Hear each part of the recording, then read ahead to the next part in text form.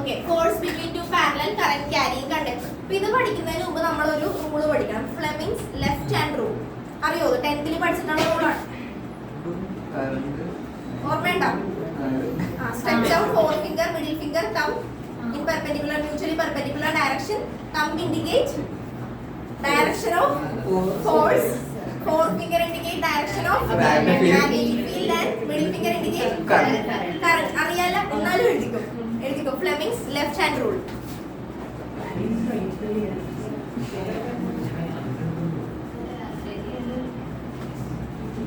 Here we go to Fleming's left hand rule. Stretch out.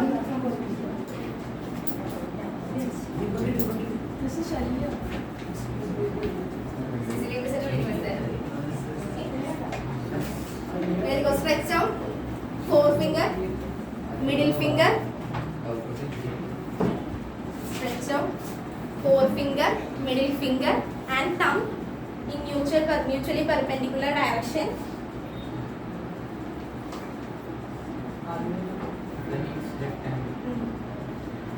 Thumb indicate direction of force.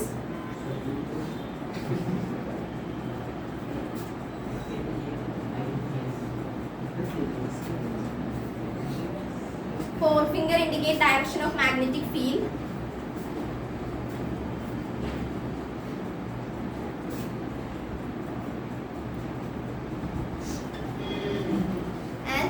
Middle finger indicates direction of current. ഇത് ഓർത്തിരിക്കാൻ വലിയ ബുദ്ധിമുട്ടൊന്നും ഇല്ലല്ലോ. 10th പഠിച്ചു കഴിഞ്ഞ കാര്യമാണ്. ഓർത്തിരിക്കാല്ല. Thumb for example father mother child ആ ഒരു രീതിയിൽ വേണമെങ്കിൽ ഓർത്തിരിക്കാം. F force, mother, M magnetic field, child current. ഞാൻ ഓർത്തിരിക്കുന്ന രീതിയാണ് പറഞ്ഞത്. ഓർത്തിരിക്കാൻ കിട്ടാത്തവര് അങ്ങനെ ഓർത്തിരിക്കും. ഓക്കെ, എഴുതിയാ? എഴുതിയാ? ഓക്കെ. അപ്പൊ നമ്മൾ എന്താ പഠിക്കുന്നത്? Force between two parallel current carrying conductor. അപ്പൊ നമുക്ക് ഫസ്റ്റ് 2 കണ്ടക്ടർ വേണം. ഒരു സ്ട്രെയിറ്റ് കണ്ടക്ടർ, ഇതിൽ കൂടി ഒരു കറന്റ് ഫ്ലോ ചെയ്യുന്നു I1. ഓക്കെ, അപ്പൊ നമുക്ക് റൈറ്റ് ഹാൻഡ് തമ്പ് റൂൾ വെച്ച് നമുക്ക് പറയാം. Thumb indicates direction of current and curved finger indicates direction of magnetic field. അപ്പോ ഇതിന്റെ മാഗ്നറ്റിക് ഫീൽഡ് എവിടെയായിരിക്കും വരുന്നത്? അപ്പൊ ഈ ഒരു കണ്ടക്ടറിൽ കൂടി കറന്റ് ഫ്ലോ ചെയ്യുന്നുണ്ട്. അപ്പൊ ഇവിടെ എന്ത് വന്നാലും ഒരു മാഗ്നറ്റിക് ഫീൽഡ് ഉണ്ടെന്ന് നമുക്കറിയാം. അപ്പൊ നമ്മൾ ഇവിടെ നോക്കുമ്പോൾ തമ്പ് ഇൻഡിക്കേറ്റ് ചെയ്യുന്ന ഡയറക്ഷൻ ഓഫ് കറന്റ് ആണെങ്കിൽ ബാക്കിയുള്ള കർവ്ഡ് ഫിംഗേഴ്സ് റെപ്രസെന്റ് ചെയ്യുന്നത് എന്താണ്? Direction of magnetic field. അപ്പൊ ഏകദേശം എവിടെ ആയിട്ട് വരും? ഇവിടെ ആയിട്ട് വരും ഇതിന്റെ മാഗ്നറ്റിക് ഫീൽഡ് എന്ന് പറയുന്നത്. അപ്പൊ അതിന്റെ കർവ്ഡ് ഫിംഗേഴ്സ് ഇൻസൈഡിലേക്കല്ലേ നിൽക്കുന്നത്, ബോർഡിന്റെ ഉള്ളിലേക്കല്ലേ നിൽക്കുന്നത്. അപ്പൊ ബി ഇവിടത്തെ ഈ ഒരു കണ്ടക്ടറിന്റെ മാഗ്നറ്റിക് ഫീൽഡിനെ ഞാൻ B1 എന്ന് കൊടുക്കുന്നതാണ്. B1 ഇൻസൈഡിലേക്കാണ് നിൽക്കുന്നത്. B1 is inside. ഓക്കെ, ഇനി നമ്മൾ ചെയ്യാൻ പോകുന്നത് ഈ ഫസ്റ്റ് കണ്ടക്ടറിന്റെ മാഗ്നറ്റിക് ഫീൽഡ് ഉള്ളത് ഇവിടെയാണ്. ഇവിടെ നമ്മൾ സെക്കൻഡ് കണ്ടക്ടർ വെക്കണേ. Second conductor I2.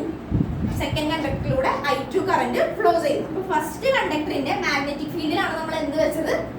Second conductor വെക്കുന്നത്. ഓക്കെ, ഇനി ഇതിന്റെ മാഗ്നറ്റിക് ഫീൽഡ് വരുന്നത് അപ്പൊ എവിടെയാണ്? ഫസ്റ്റ് കണ്ടക്ടറിന്റെ ഈ ഒരു പോയിന്റിലായിരിക്കും ഇതിന്റെ മാഗ്നറ്റിക് ഫീൽഡ് നമ്മൾ കൺസിഡർ ചെയ്യാൻ പോകുന്നത്. ഫസ്റ്റ് കണ്ടക്ടർ അതിൽ കൂടി കറന്റ് I1 ഫ്ലോ ചെയ്യുന്നു. അതിന്റെ മാഗ്നറ്റിക് ഫീൽഡ് വരുന്ന ഈ ഒരു പോയിന്റിലാണ്. അത് ഇൻസൈഡിലേക്കാണ് നിൽക്കുന്നത്. അവിടെ നമ്മൾ സെക്കൻഡ് കണ്ടക്ടർ വെച്ചു. സെക്കൻഡ് കണ്ടക്ടറിന്റെ മാഗ്നറ്റിക് ഫീൽഡിന്റെ പോയിന്റ് നമ്മൾ ഇവിടെ ആയിട്ടാണ് എടുക്കുന്നത്. അപ്പൊ ഇതിന്റെ ഡയറക്ഷൻ എങ്ങനെയായിരിക്കും വരുന്നത്? ഇതാണ് കറന്റ് I2. കറന്റ് I2ന്റെ നേരെ നമ്മൾ തമ്പ് വെച്ച് ബാക്കി കർവ്ഡ് ഫിംഗേഴ്സ് ഇങ്ങനെ വളഞ്ഞല്ലേ ഇപ്പുറത്തേക്ക് വരുന്നത്. അപ്പൊ ഈ ഒരു പോയിന്റ് മാഗ്നറ്റിക് ഫീൽഡ് ഇൻസൈഡ് ആയിരിക്കോ ഔട്ട്സൈഡ് ആയിരിക്കോ? ഔട്ട്സൈഡിലേക്കല്ലേ. ഇവിടെ നിന്ന് ഇങ്ങനെ വന്ന് ഇതിങ്ങനെ ചരിഞ്ഞ് വരുമ്പോ ഇപ്പൊ ഇതാണെങ്കിൽ ഇത് കണ്ടത് ഇവിടെ കൂടി ഇങ്ങനെ വന്ന് തിരിച്ച് നമ്മൾ എടുക്കുമ്പോൾ ഔട്ട്സൈഡിലേക്കാണ് നിൽക്കുന്നത്. അപ്പൊ B2 എങ്ങോട്ടാണ്? ഔട്ട്സൈഡ്. മനസ്സിലായോ? അപ്പൊ ഫസ്റ്റ് കണ്ടക്ടറിന്റെ മാഗ്നറ്റിക് ഫീൽഡ് നമ്മൾ സെക്കൻഡ് കണ്ടക്ടർ വെച്ചു. സെക്കൻഡ് കണ്ടക്ടറിന്റെ മാഗ്നറ്റിക് ഫീൽഡിലാണ് ആയിരിക്കുന്നത്? ഫസ്റ്റ് കണ്ടക്ടർ നിൽക്കുന്നത്. ആ ഒരു രീതിയിലാണ് നമ്മൾ ഇവിടെ അറേഞ്ച് ചെയ്തിരിക്കുന്നത്. ഓക്കെ, ഇനി നമുക്ക് മാഗ്നറ്റിക് ഫീൽഡ് നമ്മൾ ഇക്വേഷൻ പഠിച്ചിട്ടുണ്ട്. Magnetic field of A straight current carrying conductor നമ്മൾ ഇക്വേഷൻ പഠിച്ചു. B is equal to mu 0 I 2 pi r. r distance ആണ്, ഇവിടുത്തെ കോമൺ ഡിസ്റ്റൻസ് ഞാൻ d ആയിട്ട് എടുക്കും. അപ്പൊ 2 pi d ഇങ്ങനെ ഒരു ഇക്വേഷൻ നമ്മൾ പഠിച്ചിട്ടുണ്ട്. mu 0 I by 2 pi r എന്നൊരു ഇക്വേഷൻ പഠിച്ചില്ലേ? അത് തന്നെ r എന്നൊരു ഡിസ്റ്റൻസ് ഞാൻ ഇവിടെ d ആയിട്ട് എടുത്തു.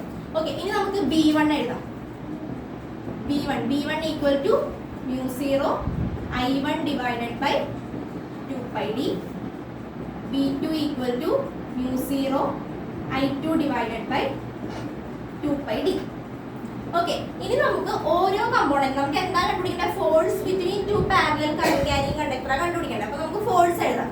ഫോഴ്സിന്റെ ഇക്വേഷൻ നമ്മൾ കഴിഞ്ഞ ക്ലാസ്സിൽ പഠിച്ചത് എന്താ? ഫോഴ്സിന്റെ ഇക്വേഷൻ F equal to ഫോഴ്സിന്റെ ഇക്വേഷൻ നമ്മൾ ഡിറൈവ് ചെയ്ത force of A straight current carrying conductor അല്ലേ നമ്മൾ കഴിഞ്ഞ ക്ലാസ്സിൽ ഡിറൈവ് ചെയ്തത്? ILB sin theta എന്ന് പറഞ്ഞ് പഠിച്ചില്ലേ? F equal to ILB sin theta. Okay, ഇവിടുത്തെ തീറ്റയുടെ വാല്യൂ എത്രയായിരിക്കും? ഇങ്ങോട്ട് നോക്കിക്കേ, ഈ ഒരു കണ്ടക്ടറിന്റെ ഇവിടെ ഞാൻ എടുക്കുന്നത്. ഇവിടുത്തെ മാഗ്നറ്റിക് ഫീൽഡ് നോക്കിക്കേ, പുറത്തേക്കല്ലേ നിൽക്കുന്നത്. അപ്പൊ നോക്കിക്കേ, ഏതായിരിക്കും ഇവിടുത്തെ ആംഗിൾ വരുന്നത്? 90 ഡിഗ്രി. അപ്പൊ sin 90 എന്ന് പറയുമ്പോൾ F is equal to ILB. ഇനി നമുക്ക് ഈ ഓരോ കണ്ടക്ടറിന്റെയും ഫോഴ്സ് നമുക്ക് എഴുതണം. അപ്പൊ ഫസ്റ്റ് കണ്ടക്ടറിന്റെ എഴുതണം F1 equal to I1 L B2. ഇതിന്റെ അടുത്തുള്ള മാഗ്നറ്റിക് ഫീൽഡ് B2 ആയതുകൊണ്ട് ഞാൻ B2 എന്ന് എഴുതാം. ഫസ്റ്റ് കണ്ടക്ടറിന്റെ ഫോഴ്സ് ആണ് നമ്മൾ എഴുതാൻ പോകുന്നത്. First conductor F1 equal to I1. ഇതിൽ കൂടി ഫ്ലോ ചെയ്യുന്ന current I1, length L into B2 എന്ന് ഉദ്ദേശിച്ചിരിക്കുന്നത് ഈ ഒരു ഡിപ്പ് ഇവിടെയുള്ള മാഗ്നറ്റിക് ഫീൽഡ് B2 അല്ല, അതിന്റെ അടുത്തുള്ളത് മാഗ്നറ്റിക് ഫീൽഡ് B2. അപ്പൊ എങ്ങനെ എഴുതാം? I1 L B2 equal to mu0 I2 by 2πd. നമുക്കൊന്ന് അറേഞ്ച് ചെയ്ത് എഴുതുമ്പോൾ mu0 I1 I2 L by 2πd. Okay, ഇനി നമുക്ക് അതുപോലെ തന്നെ അടുത്ത കണ്ടക്ടറിന്റെ ഫോഴ്സ് എഴുതുമ്പോൾ F2 equal to F2 കൂടി ഫ്ലോ ചെയ്യുന്ന കറന്റ് I2 L ഇൻറ്റു ഇതിന്റെ അടുത്തുള്ള magnetic field B1 I2 L into B1ന്റെ വാല്യൂ എത്രയാണ്? mu0 I1 by 2πd. ഇതൊന്ന് അറേഞ്ച് ചെയ്ത് എഴുതുമ്പോൾ mu0 I1 I2 by 2πd. Okay, അപ്പൊ നോക്കിക്കേ, ഈ രണ്ട് ഫോഴ്സിന്റെ മാഗ്നിറ്റ്യൂഡ് എന്തായി? സെയിം അല്ലേ? രണ്ട് ഫോഴ്സ് നോക്കിക്കേ, ഈ കണ്ടക്ടറിലെ ഫോഴ്സ് നമുക്ക് എഴുതിയപ്പോൾ mu0 I1 I2 L into 2πd എന്ന് പറഞ്ഞ് കിട്ടി. ഇനി സെക്കൻഡ് കണ്ടക്ടറിലെ ഫോഴ്സ് നമുക്ക് എഴുതിയപ്പോൾ എത്ര തന്നെ കിട്ടി? mu0 I1 I2 L into 2πd എന്ന് പറഞ്ഞാൽ അല്ലെങ്കിൽ സെയിം മാഗ്നിറ്റ്യൂഡ് നമുക്ക് എന്തായിട്ട് കിട്ടി? സെയിം ആയിട്ട് കിട്ടി. ഫോഴ്സിന് എന്ത് ക്വാണ്ടിറ്റിയാ? സ്കെയിലർ ആണോ വെക്ടർ ആണോ? Vector quantity. അപ്പൊ നമുക്ക് മാഗ്നിറ്റ്യൂഡ് ഇവിടെ സെയിം ആയിട്ട് കിട്ടിയിട്ടുണ്ട്. ഇനി നമുക്ക് ഡയറക്ഷൻ കണ്ടുപിടിച്ച് നോക്കാം. ഡയറക്ഷൻ എങ്ങനെ വരുമോ നോക്കാം. ഡയറക്ഷൻ കണ്ടുപിടിക്കണമെങ്കിൽ നമ്മളിപ്പോ പഠിച്ച rule means left hand rule use ചെയ്യാം. ലെഫ്റ്റ് ഹാൻഡ് റൂൾ യൂസ് ചെയ്യുമ്പോൾ ഒന്ന് ആലോചിച്ച് നോക്കിയാൽ എങ്ങനെ വരുന്ന ഡയറക്ഷൻ? ഫോഴ്സിന്റെ രണ്ടിന്റെ ഡയറക്ഷൻ, ഫസ്റ്റ് കണ്ടക്ടറിന്റെ സെക്കൻഡ് കണ്ടക്ടറിന്റെ ഡയറക്ഷൻ എങ്ങനെ വരുന്ന ആലോചിച്ച് നോക്കിയാൽ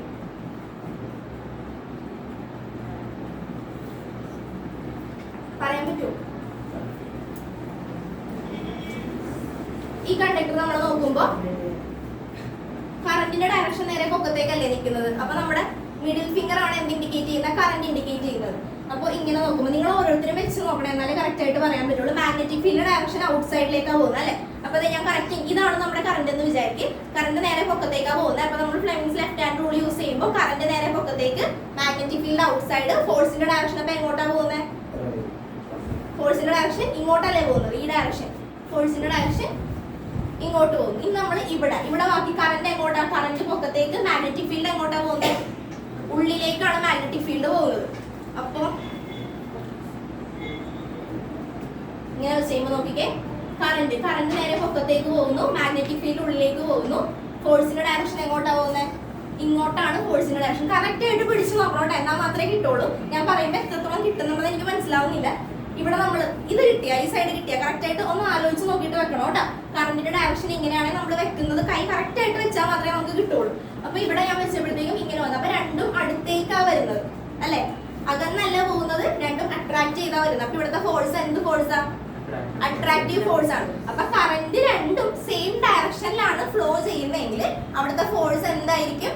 അട്രാക്റ്റീവ് ഫോഴ്സ് ആയിരിക്കും. നേരെ തിരിച്ച് കറന്റ് ഓപ്പോസിറ്റ് ഡയറക്ഷനിലാണ് ഫ്ലോ ചെയ്യുന്നതെങ്കിൽ എന്ത് ഫോഴ്സ് ആയിരിക്കും അവിടെ വരുന്ന? റിപ്പൾസീവ് ഫോഴ്സ് ആയിരിക്കും. അതൊന്ന് ജസ്റ്റ് അറിഞ്ഞിരുന്നാൽ മതി. ഇതിന്റെ ഓപ്പോസിറ്റ് കേസ് ആയിട്ട് വരും. ഇതിപ്പോ എങ്ങനെയാണെന്നൊന്ന് മനസ്സിലായില്ലേ? ഒന്ന് വരച്ചിട്ട് ഒന്ന് എഴുതിയിട്ട് അത് സ്വന്തമായിട്ട് ബുക്കിൽ ഒന്ന് ചെയ്ത് നോക്ക്, കറക്റ്റ് ആയിട്ട് ചെയ്ത് നോക്ക്. ഇപ്പൊ എന്തെങ്കിലും ഡൗട്ട് ഉണ്ടെങ്കിൽ എനിക്ക് പറഞ്ഞുതരാൻ പറ്റും, അല്ല വീട്ടിൽ പോയിട്ട് നോക്കിയിട്ട് കിട്ടിയില്ലെങ്കിൽ പറഞ്ഞുതരാൻ പറ്റുള്ളൂ. കറക്റ്റ് ആയിട്ട് വേഗം എഴുതിയിട്ട് ഒന്ന് വരച്ച് നോക്കട്ടാ.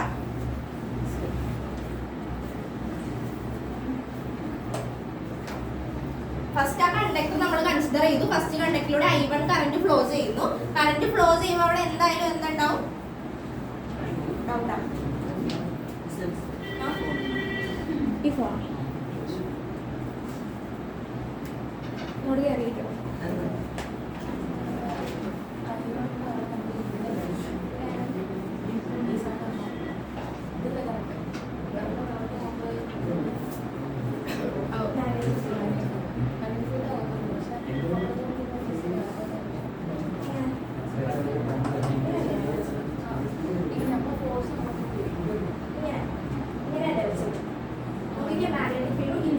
മാഗ്നറ്റിക് ഫീൽഡിന്റെ കറന്റിനെ നമുക്ക് തന്നിട്ടുണ്ട്.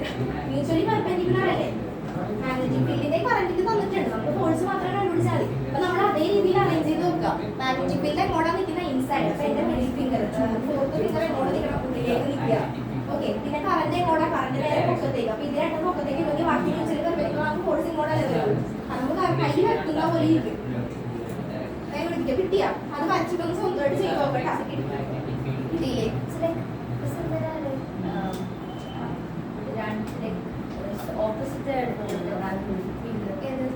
അതിപ്പോ നമ്മളിപ്പോ I1 നോക്കുമ്പോഴത്തേക്കും I1ന്റെ ഫോഴ്സ് എടുക്കുമ്പോൾ അതിന്റെ അടുത്തുള്ള മാഗ്നറ്റിക് ഫീൽഡ് എഴുതേണ്ടത്. അതാണ് നമ്മളവിടെ എഴുതിയത്. പക്ഷെ നമ്മൾ പറഞ്ഞു വരുമ്പോഴത്തേക്കും ഓപ്പോസിറ്റ് ആയിട്ട് നമ്മൾ എടുക്കുള്ളൂ. ഇപ്പൊ I1 കറന്റ് ഫ്ലോ ചെയ്യുന്നു. I1ന്റെ മാഗ്നറ്റിക് ഫീൽഡ് എന്തായാലും നമ്മളിങ്ങനെ I1 കറന്റ് റൈറ്റ് ഹാൻഡ് തമ്മിൽ വെച്ച് നമ്മൾ പറയുമ്പോൾ കറക്റ്റ് ആയിട്ട് ഈ സൈഡിലേ വരുള്ളൂ. B1 എന്താ എടുക്കാതെ എടുക്കുന്നില്ല. നമ്മൾ B1 അടുത്താണ് എടുത്തല്ല F2 B1 F1 എന്ന് പറയുന്ന ഫോഴ്സ് ഫസ്റ്റ് കണ്ടക്ടർ അല്ലേ? അതിന്റെ തൊട്ടടുത്തുള്ള മാഗ്നറ്റിക് ഫീൽഡ് B2 അല്ലേ? അതുകൊണ്ടാണ് നമ്മൾ B2 എടുത്തത്. ഇനി അടുത്ത കണ്ടക്ടർ കൺസിഡർ ചെയ്തപ്പോൾ അതിന്റെ തൊട്ടടുത്തുള്ള B1 അല്ലേ? അതുകൊണ്ട് നമ്മൾ അവിടെ B1 ആണ് കൺസിഡർ ചെയ്തത്. മനസ്സിലായോ? ഇത് ഇവിടെ വരക്കുമ്പോൾ കണ്ട ഇവിടെ വരക്കുമ്പോൾ ഇതിന്റെ മാഗ്നറ്റിക് ഫീൽഡ് എങ്ങനെ വന്നാൽ ഈ ഡയറക്ഷനിലേ ഉണ്ടാവുള്ളൂ. പക്ഷെ നമ്മൾ ഫോഴ്സ് എഴുതി വരുമ്പോഴത്തേക്ക് തൊട്ടടുത്തുള്ള മാഗ്നറ്റിക് ഫീൽഡ് എടുക്കുന്നത്. ആ കൈ ഒന്ന് വെച്ച് കറക്റ്റായിട്ട് നോക്കിക്കേ.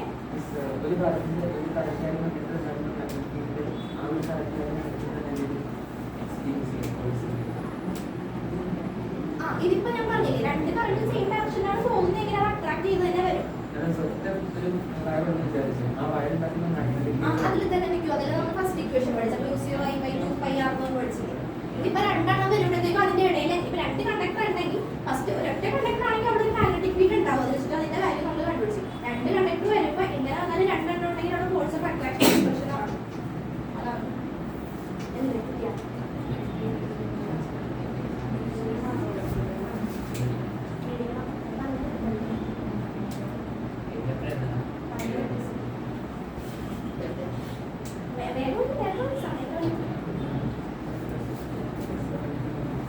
മനസ്സിലായോ?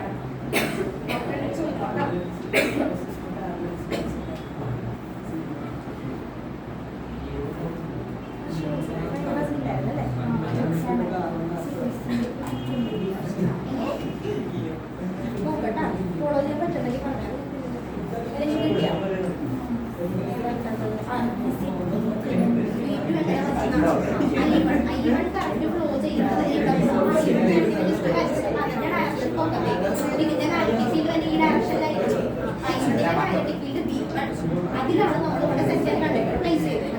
സെക്കൻഡ് കണ്ടക്ടർ നോക്കുമ്പോഴത്തേക്കും സെക്കൻഡ് കണ്ടക്ടറിന്റെ മാഗ്നറ്റിക് ഫീൽഡ് എവിടെ വരും? ഈ പോയിന്റ്. I1 കണ്ടക്ടറിന്റെ മാഗ്നറ്റിക് ഫീൽഡിൽ സെക്കൻഡ് കണ്ടക്ടർ വെച്ചു. സെക്കൻഡ് കണ്ടക്ടറിന്റെ മാഗ്നറ്റിക് ഫീൽഡിലാണ് ഫസ്റ്റ് കണ്ടക്ടർ. ആ ഒരു അട്രാക്ഷനിലാണ് വെച്ചേക്കുന്നത്. അപ്പൊ ഇതിന്റെ കണ്ടോ ഇതിനെ നമ്മൾ നോക്കുമ്പോഴത്തേക്കും ഇവിടെ ഇങ്ങനെയാണ് ഇരിക്കുന്നതെങ്കിൽ ഇതിന്റെ നമ്മൾ ഇവിടെയാണ് മാഗ്നറ്റിക് ഫീൽഡ്. ഇയാളുടെ മാഗ്നറ്റിക് ഫീൽഡ് ഇവിടെയാണ്. ഇയാളുടെ മാഗ്നറ്റിക് ഫീൽഡ് ഇവിടെ വരും. അപ്പൊ ഇവിടെ മാഗ്നറ്റിക് ഫീൽഡ് വരുന്നതെങ്കിൽ തമ്മിൽ ഇങ്ങനെ ഈ ഡയറക്ഷനും കറന്റ് ഇങ്ങനെ ആ സൈഡിലേക്ക് വരും.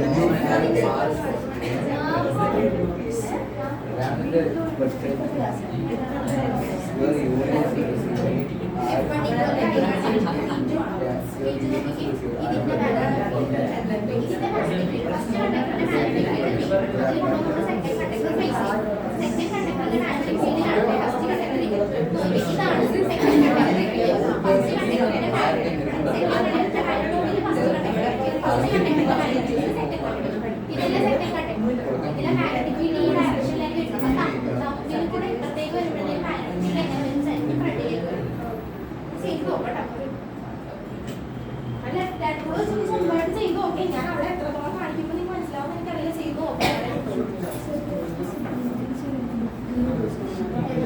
അല്ല മുഖ്യം ഇങ്ങനെ വെച്ച് നോക്കണം. കറക്റ്റ് ആയിട്ട് ഓരോരുത്തരുടെ ഡയറക്ഷനിൽ വെച്ച് നോക്കുക.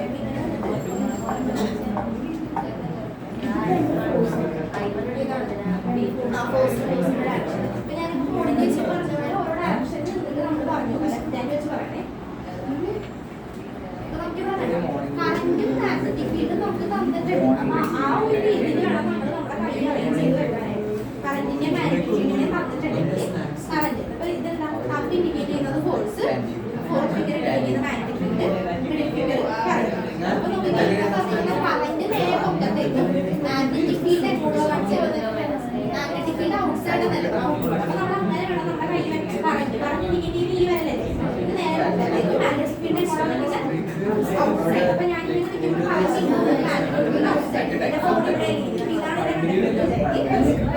കറന്റ് നേരെ പൊക്കത്തേക്ക് മാഗ്നറ്റിക് ഫീൽഡ് ഔട്ടിലേക്ക് ബാക്കി ഇടയാണ് പെർപെൻഡിക്കുലർ. അപ്പൊ ഇതാണ് അതുപോലെ കൈ വെച്ച് മുക്കൊക്കെ ഇങ്ങനെ വെച്ചിട്ട് ഇങ്ങനെ വെച്ച് ഇങ്ങനെ വെച്ച് അതുപോലെ കറന്റ് നേരെ പൊക്കത്തേക്ക് അതുപോലെ നേരെ തിരിച്ച് പറ്റിയത്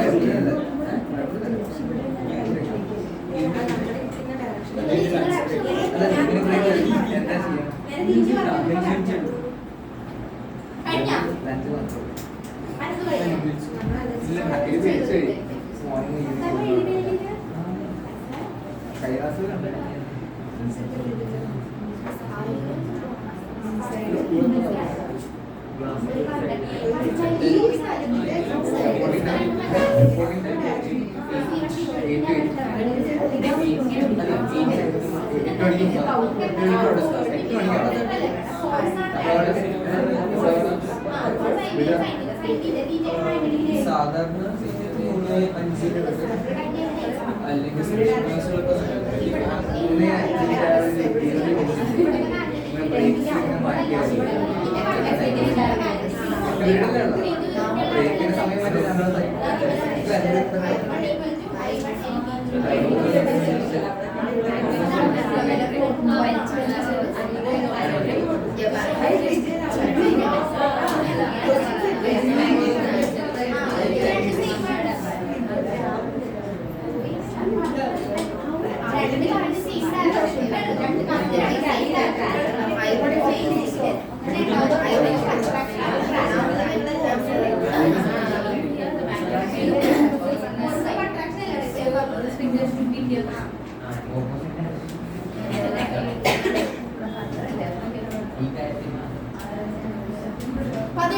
അല്ലെങ്കിൽ current flows in same direction, there will be force of attraction. When current flows in opposite direction, there will be force of repulsion.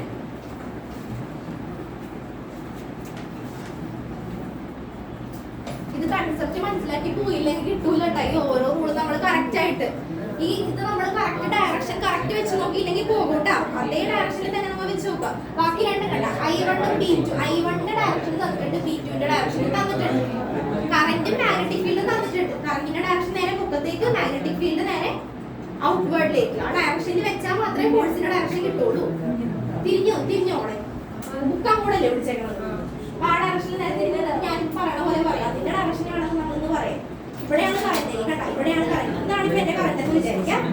കറന്റിന്റെ ഡയറക്ഷൻ എന്താ പറഞ്ഞേക്കുന്നത് I1 മുഖത്തേക്ക്, മാഗ്നറ്റിക് ഫീൽഡ് അങ്ങോട്ട് ഔട്ട്വേർഡ്. അപ്പൊ ഞാൻ അതുപോലെ വരട്ടെ. ഇതാണ് കറന്റ് ക്യാരിങ് കണ്ടക്ടർ എങ്കിൽ കറന്റ് റെപ്രസെന്റ് ചെയ്യുന്നത് നമ്മുടെ മിഡിൽ ഫിംഗർ അല്ല. അത് നേരെ മുഖത്തേക്ക് വെച്ചു.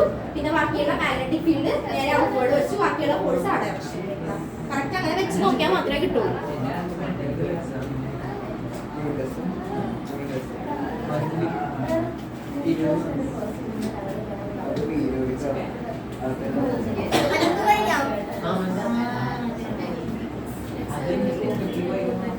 അതെ, ഓൺലൈനിലുള്ളവർക്ക് മനസ്സിലായോ?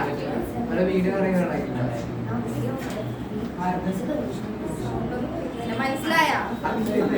റെസ്പോണ്ട് ചെയ്തേ. നോട്ട് എഴുതിയെടുക്കട്ടോ. ക്ലിയർ ആയില്ലെങ്കിൽ അടുത്ത ക്ലാസ്സിൽ പറഞ്ഞുതരാം.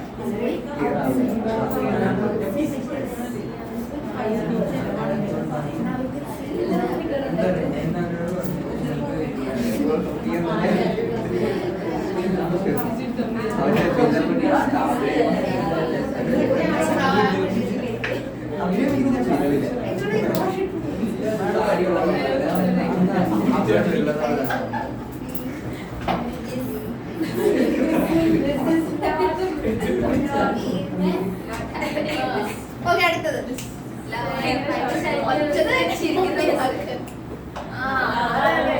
അതാണ് ശരി.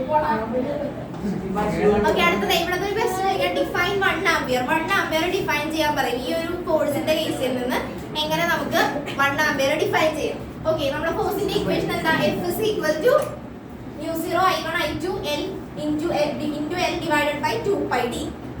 I1 I2 equal to 1 ampere. Distance D equal to 1 meter. അങ്ങനെയാണെങ്കിൽ F by L equal to mu0. I1 ന്റെ I2 ന്റെ വാല്യൂ എന്താണ്? 1 divided by 2 pi d യുടെ വാല്യൂ 1. അപ്പോൾ എങ്ങനെ വരും? mu0 ന്റെ വാല്യൂ എന്താ നമ്മൾ പഠിച്ചേ? 4 pi into 10 raised to -7 divided by 2 pi.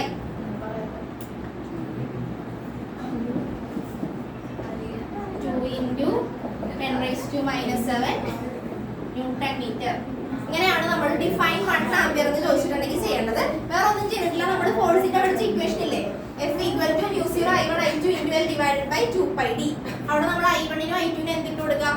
1 ampere ഇട്ട് കൊടുക്കുക. D equal to 1 മീറ്റർ. അപ്പോൾ നമ്മുടെ ഇക്വേഷൻ എങ്ങനെ വരും? L നെ ഇപ്പുറത്തേക്ക് എടുത്ത് force per unit length F by L equal to mu0 by 2 pi. I1 ന്റെ I2 ന്റെ വാല്യൂ എന്തായി? 1 ആംപിയർ ആയി. Divide by 2 pi d. D യുടെ വാല്യൂ 1 മീറ്റർ. അപ്പോൾ എങ്ങനെ വന്നു? mu0 യുടെ value 4 pi into 10 raised to -7 divided by 2 pi. ഇനി എഴുതി കഴിഞ്ഞിട്ട് അത് എഴുതിയാൽ മതി. 1 ആംപിയർ is defined as ഇത് എഴുതി കഴിഞ്ഞാൽ ഒന്നുകൂടെ പറഞ്ഞുതരാം. അപ്പോൾ കിട്ടും. 1 ampere is defined as that current. 1 ampere is defined as that current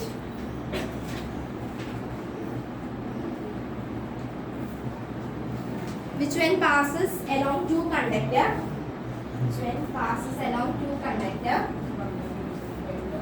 1 ampere is defined as that current which when passes along two conductor along two conductor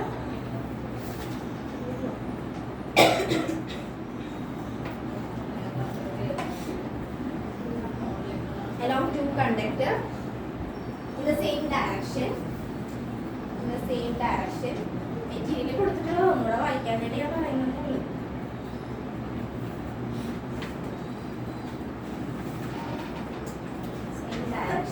separated by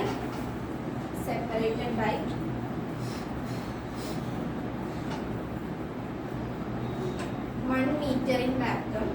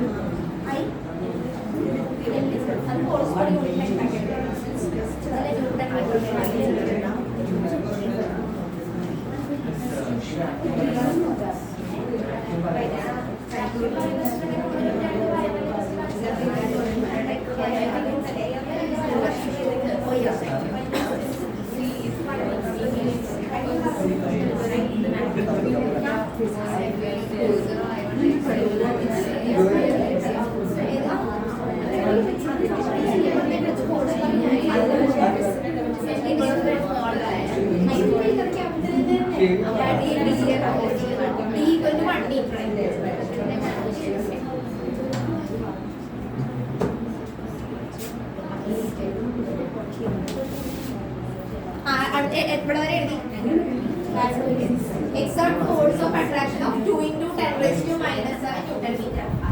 Exert force of attraction of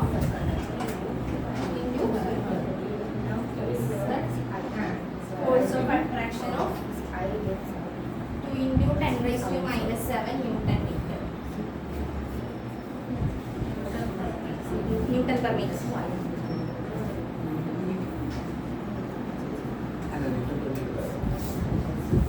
നമ്മൾ പഠിച്ച same equation തന്നെ എഫിന്റെ equation. അതിൽ I1 നും I2 നും എന്തിട്ട് കൊടുക്കാം? 1 ampere ഇട്ട് കൊടുക്കാം. I1 I2 ഈക്വൽ ടു 1 ആയി. ബാക്കിയുള്ള ഡിസ്റ്റൻസ് D 1 മീറ്റർ ആയി. അപ്പോൾ എങ്ങനെ വരും equation? Force per unit length F by L equal to mu0 by 2 pi. I1 I2 എന്തായി? 1 ആയി. ബാക്കിയുള്ള D എന്തായി? അതും 1 ആയി. അപ്പോൾ mu0 യുടെ value 4 pi into 10 raised to -7 ബാക്കി 2 pi. മനസ്സിലായത്? എഴുതിയത് എങ്ങനെയാണ്?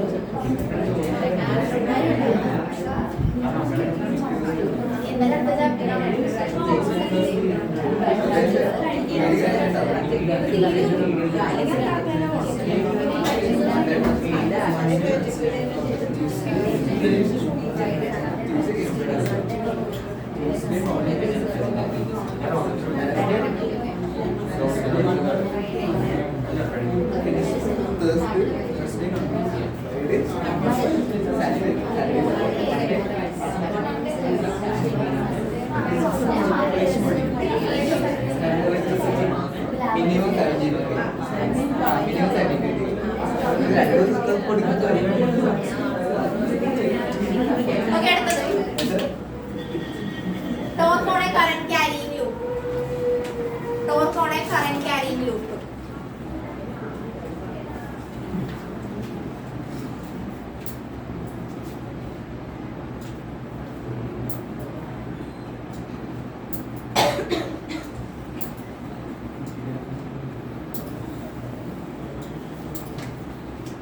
ഓക്കെ, എഴുതിയാ?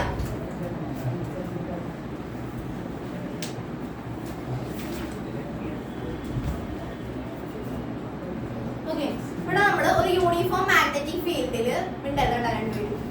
യൂണിഫോം മാഗ്നറ്റിക് ഫീൽഡിൽ ഒരു കറന്റ് ക്യാരിയിങ് കണ്ടക്ടർ, അതായത് ഇപ്പൊ ഞാനൊരു സ്ക്വയർ ഷേപ്പിലുള്ള ഒരു കണ്ടക്ടർ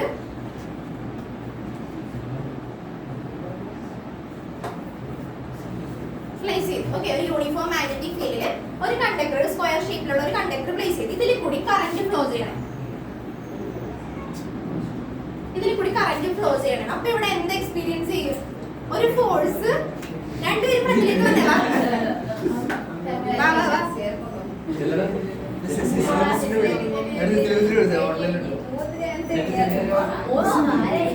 ലാസ്റ്റ് ആൻഡ് ഫൈനൽ. ഇനി എന്തെങ്കിലും ശബ്ദം ഉണ്ടാക്കി എവിടെ വന്നിരുന്നോളൂ കേട്ടോ. ലാസ്റ്റ് ആൻഡ് ഫൈനൽ ഇല്ല, എനിക്ക് ടൈമില്ല, അല്ലെങ്കിൽ ഇപ്പൊ വിളിച്ചിരിക്കുക. ഓക്കെ, ഒരു യൂണിഫോം മാഗ്നറ്റിക് ഫീൽഡിൽ ഒരു കണ്ടക്ടർ വെച്ചേക്കാണ്. ആ ഒരു സ്ക്വയർ ഷേപ്പിലുള്ള കണ്ടക്ടർ, അതിൽ കൂടി കറന്റ് ഫ്ലോ ചെയ്യണം. അപ്പൊ ഇവിടെ എന്ത് എക്സ്പീരിയൻസ് ചെയ്യും? ഒരു ഫോഴ്സ് എക്സ്പീരിയൻസ് ചെയ്യും. ഓക്കെ, അപ്പൊ നമുക്ക് ഈ കണ്ടക്ടർ ഞാൻ എ ബി സി ഡി എന്ന് പറഞ്ഞ നെയിം ചെയ്തു. ഇവിടുത്തെ മാഗ്നറ്റിക് ഫീൽഡ് ഡയറക്ഷൻ എവിടെ നിന്ന് എങ്ങോട്ടായിരിക്കും? സൗത്തിലേക്കായിരിക്കും. ഇനി നമുക്ക് ഫോഴ്സ് കണ്ടുപിടിക്കണം. അപ്പൊ ഓരോ സൈഡിലെയും ഫോഴ്സ് നമ്മൾ കൺസിഡർ ചെയ്യണം. ഇപ്പൊ ഫോഴ്സ് എ ബി, ഈ എ ബി എന്ന് പറയുന്ന ഡയറക്ഷനിലെ ഫോഴ്സ് നമ്മൾ കൺസിഡർ ചെയ്യണം. അപ്പൊ നോക്കിക്കേ, മാഗ്നറ്റിക് ഫീൽഡിന്റെ ഡയറക്ഷൻ ഇങ്ങനെയാണ്, ഇതിന്റെ ഡയറക്ഷൻ, ഇത് രണ്ടും പാരലൽ അല്ലേ? അല്ലേ? എഫിന്റെ ഇക്വേഷൻ എന്താ നമ്മൾ പഠിച്ചത്?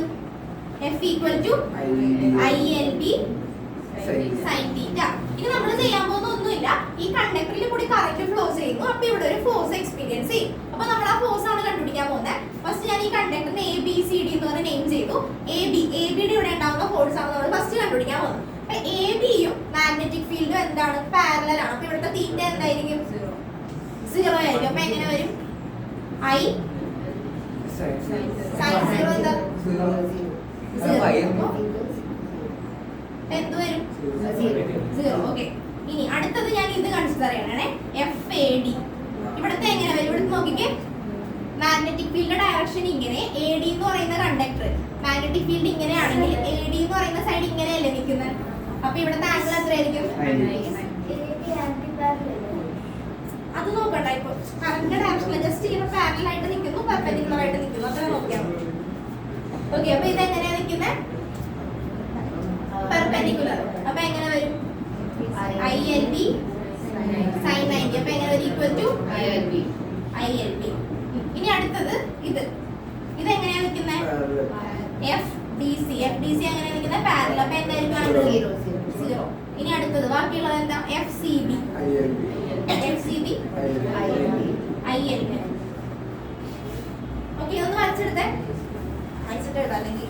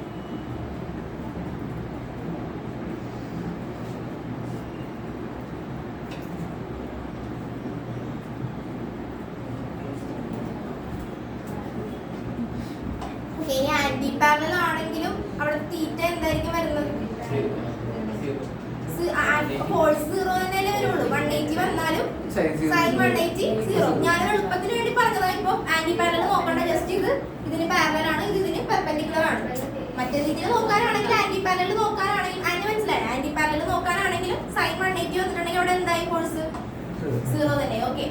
അപ്പൊ ഇനി ശ്രദ്ധിച്ചേ. അപ്പൊ നമുക്കുള്ളത് ഇവിടെ രണ്ട് കമ്പോണന്റ് ഉള്ളത് FAD ഉണ്ട് FZB ഉണ്ട്. ഈ രണ്ട് കമ്പോണന്റ് ഉള്ളത് ഇവിടത്തെ കറന്റിന്റെ ഡയറക്ഷൻ പൊക്കത്തേക്കാണ്. അപ്പൊ മാഗ്നറ്റിക് ഫീൽഡ് എങ്ങോട്ടായിരിക്കും വരുന്നത്? മാഗ്നറ്റിക് ഫീൽഡ് ഉള്ളിലേക്കായിരിക്കില്ലേ? മനസ്സിലായോ?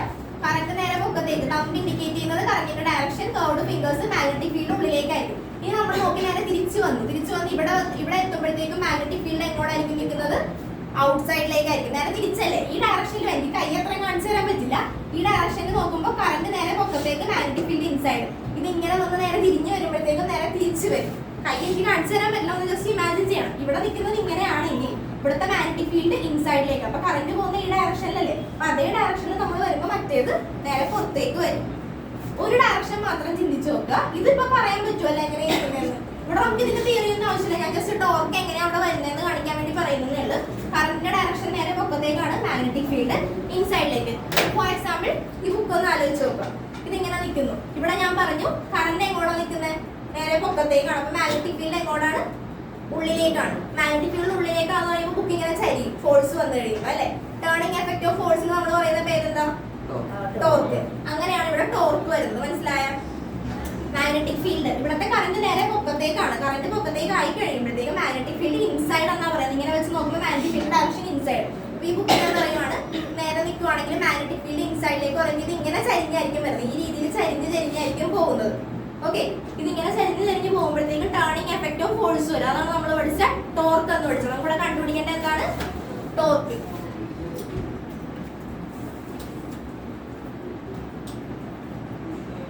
ടോർക്ക് ഈക്വൽ ടു ടോർക്കിന്റെ ഡെഫിനിഷൻ എന്താ പഠിച്ചത്? ഓർമ്മ വേണ്ട. One of the force component into perpendicular distance. ഓർമ്മ വേണ്ട? ഓക്കെ. ഫോഴ്സ് കമ്പോണന്റ് ഇൻടു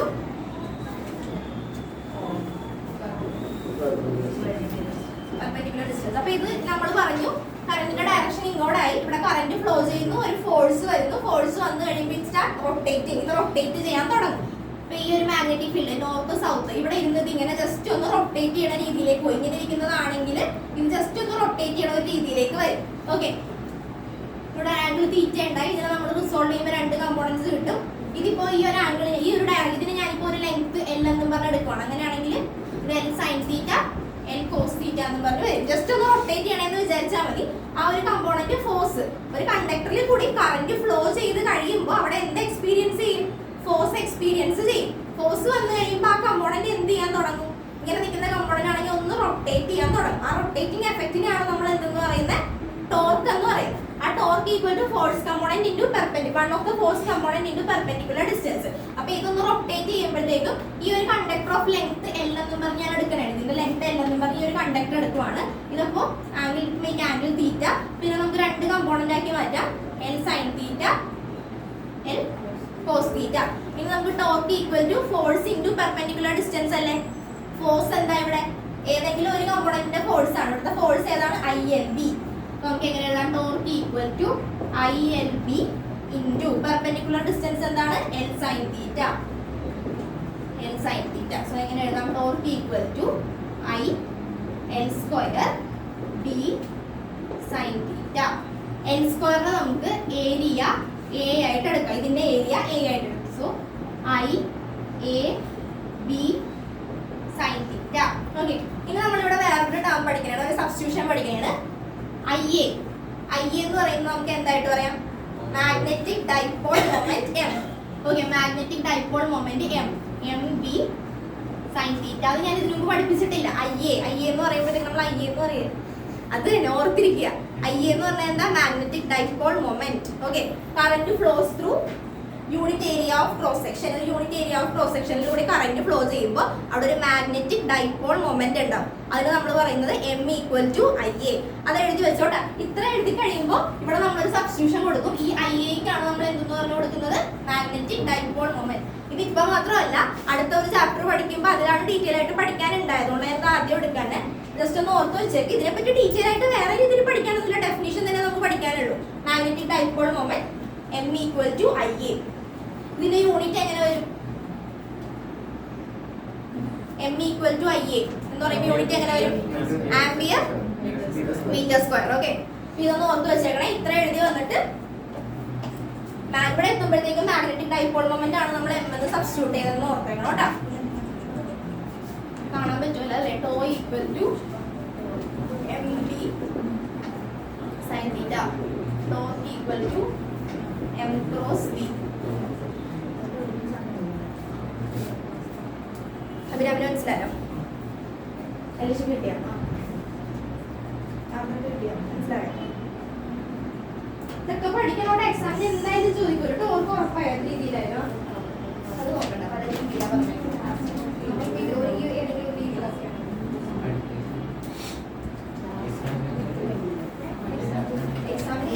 ഏതെങ്കിലും ഒരു ടോർക്ക് ചോദിക്കും. ഇപ്പൊ നമ്മളിപ്പോ എത്ര വലുത് ടോർക്ക് പഠിച്ചു? ഫസ്റ്റ് ചാപ്റ്ററിൽ ഒരു ടോർക്ക് പഠിച്ചു, സെക്കൻഡ് ചാപ്റ്ററിൽ പഠിച്ചു, പന്ത്രണ്ട് പഠിച്ചില്ലേ? പി കോസ് തീറ്റ പറഞ്ഞിട്ടുള്ള പഠിച്ചു. അപ്പൊ ഇവിടെ പഠിച്ചു എന്ത് വന്നാലും ഒരു ടോർക്ക് ചോദിക്കും. ഏത് എക്സാമിനായാലും ചോദിക്കും. അപ്പൊ എല്ലാം പഠിച്ചിട്ട് പോയാലേ കിട്ടുള്ളൂ. നമ്മൾ ഏതാ കിട്ടുന്നത് അതേ തരും.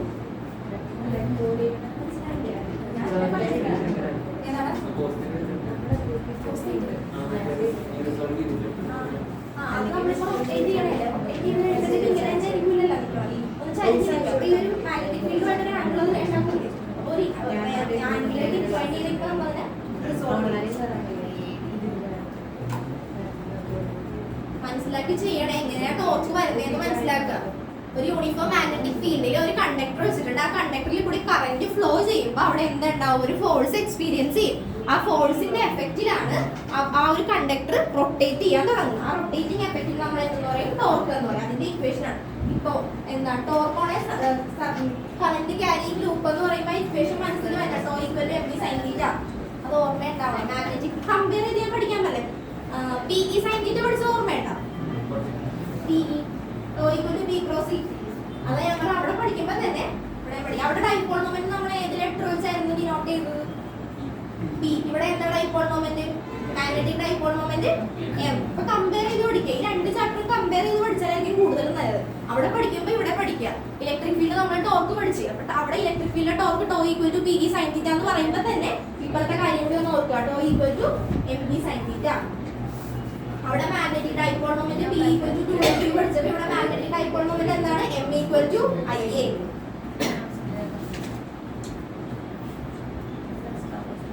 ഡൗട്ട് ഉണ്ടെങ്കിൽ ചോദിച്ചോട്ടെ, അവങ്ങളെ പറഞ്ഞുതരാം.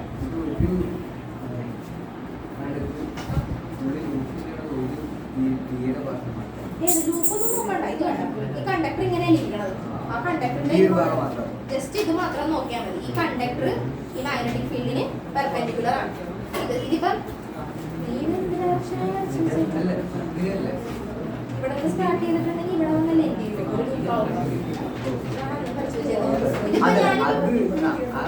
അതല്ല എനിക്ക് അതല്ല ഡൗട്ട്. പിന്നെ ഈ ഒരെണ്ണം മാത്രം ഏതൊരെണ്ണം മാത്രം? മാത്രമല്ലേ അല്ല, ഈ ലൂപ്പ് പുള്ളിന്റെ ഈ ഒരെണ്ണം മാത്രമല്ലോ? എല്ലായിടത്തല്ല. എല്ലായിടത്തും ഇത് രണ്ട് സീറോ ആയി പോയില്ലേ? ഇത് രണ്ട് സീറോ ആയി പോയി. ബാക്കി രണ്ടെണ്ണം അല്ലേ ഉള്ളു. അത് രണ്ടും ടേൺ ചെയ്യുമ്പോഴാണ് ടോർക്ക് ഉണ്ടാവണം. ഈ രണ്ടെണ്ണം മാത്രം. ബാക്കി രണ്ട് സീറോ ആയി പോയില്ലടാ.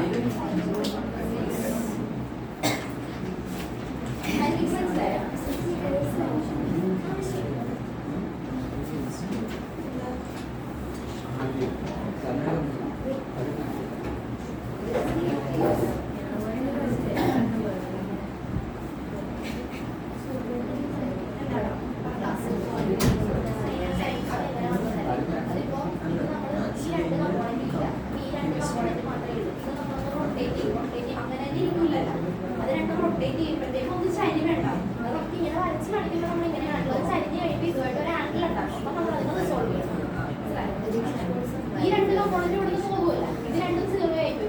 ഈ രണ്ട് കമ്പോണന്റ് അത് രണ്ട് മാഗ്നറ്റിക് ഫീൽഡ് ഡയറക്ഷൻ അല്ലേ?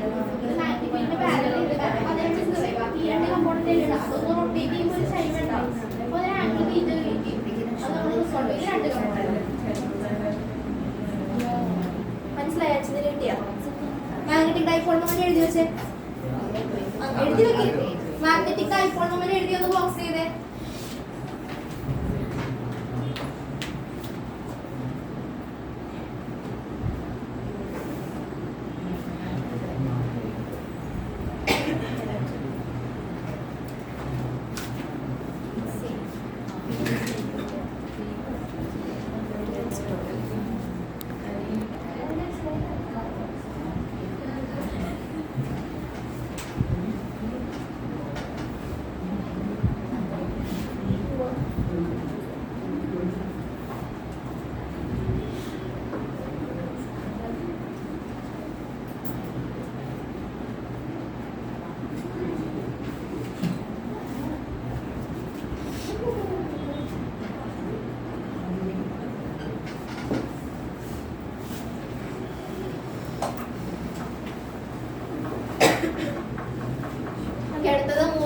galvanometer.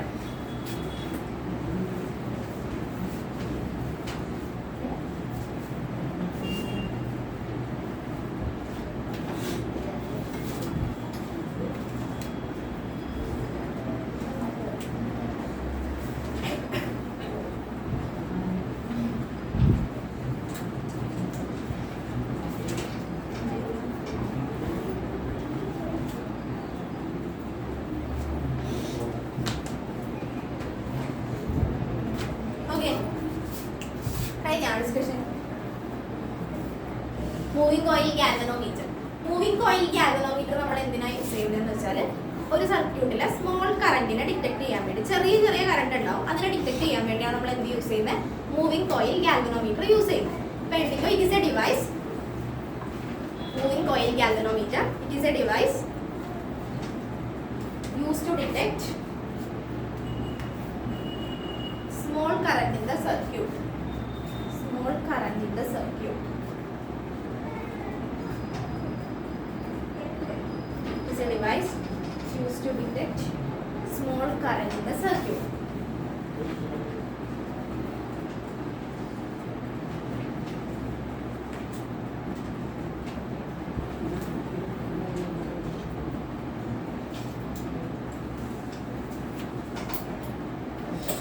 Okay. ഇത് നമുക്ക് കോൺകേവ് ഷേപ്പിലുള്ള രണ്ട് മാഗ്നറ്റ്സ് ഉണ്ടാവും, north Paul south Paul. Okay, ഈ യൂണിഫോം മാഗ്നറ്റിക് ഫീൽഡിലേക്ക് നമ്മളൊരു കറന്റ് ക്യാരിയിങ് കോയിൽ, ഒരു റെക്ടാങ്കുലർ, ഇപ്പൊ ഞാനൊരു റെക്ടാങ്കുലർ ഷേപ്പിലുള്ള ഒരു കറന്റ് ക്യാരിയിങ് കോയിൽ പ്ലേസ് ചെയ്യും.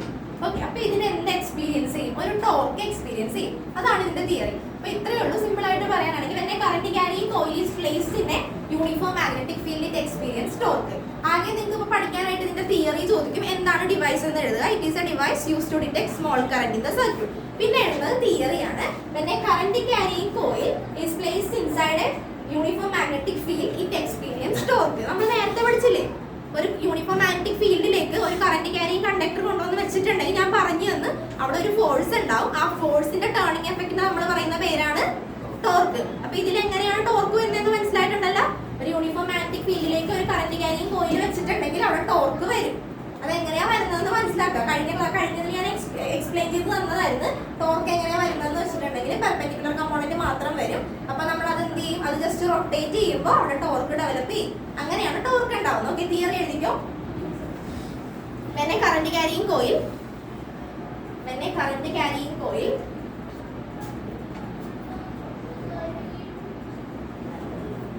is placed in a uniform magnetic field when a current carrying coil is placed in a uniform magnetic field it experience torque. Okay, ഇതിൽ നിന്ന് ഇതുപോലെ തന്നെ ഒരു നമ്മൾ കോയിലാണ് കൺസിഡർ ചെയ്തത്.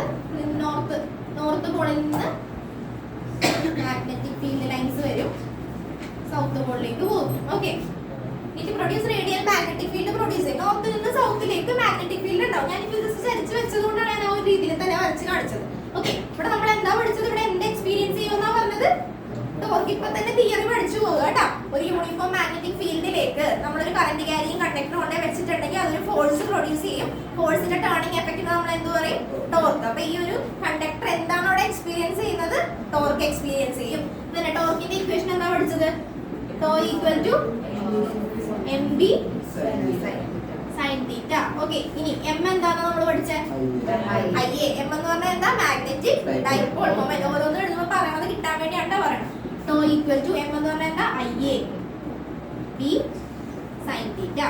ഓക്കെ, ഇനി ഈ ഒരു കറന്റ് ക്യാരിയിങ് കോയിൽ എന്താ പറഞ്ഞത്, കോയിൽ എന്ന് പറയുമ്പോൾ ഞാൻ പറഞ്ഞു അതിന് എത്ര ടേൺസ് ഉണ്ടാവും, n നമ്പർ ഓഫ് ടേൺസ് ഉണ്ടാവും. സോളിനോട് വരച്ചപ്പോൾ പറഞ്ഞില്ലേ, കോയിൽ എന്നാണ് പറയുന്നതെങ്കിൽ ഓർക്കുക, കോയിൽ എന്ന് പറയുമ്പോൾ ഇങ്ങനെ കമ്പി ജസ്റ്റ് നമ്മളിങ്ങനെ ചുറ്റി വെക്കില്ലേ, അതുപോലെ ആയിരിക്കും കോയിൽ ഇരിക്കുന്നത്. അപ്പൊ അതിന് n നമ്പർ ഓഫ് ടേൺസ് ആയിരിക്കും, ഒരൊറ്റ ടേൺ ആയിരിക്കില്ല, n നമ്പർ ഓഫ് ടേൺസ് ആയിരിക്കും ആ ഒരു കോയിലിൽ ഉണ്ടാവുന്നത്. ഓക്കെ, അപ്പൊ ഇതിന് n നമ്പർ ഓഫ് ടേൺസ് ഉണ്ടെങ്കിൽ നമുക്ക് ഈക്വേഷൻ എങ്ങനെ എഴുതാം, tau equal to n i a b sin theta.